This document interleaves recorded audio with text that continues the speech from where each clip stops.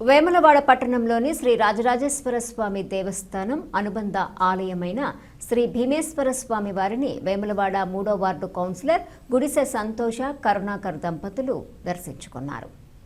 3వ వార్డు కౌన్సిలర్గా విజయం సాధిస్తే భీమేశ్వర స్వామికి కోడె మొక్కులు చెల్లించుకుంటామని గతంలో మొక్కు పెట్టుకున్న వారు గెలుపు అనంతరం ఆ మొక్కును నెరవేర్చుకున్నారు.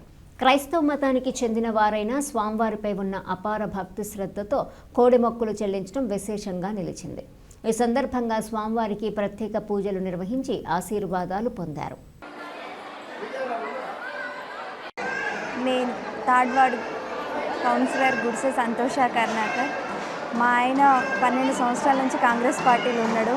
అప్పటి నుంచి ఇదే ఫస్ట్ టైం మేము గెలవడం. నేను గెలిస్తే గుడికి వచ్చి కోడె మొక్కులు చెల్లించుకుంటా అని మొక్కుకున్నా, రావడం జరిగింది. మొక్కు తీర్చుకోవడం జరిగింది.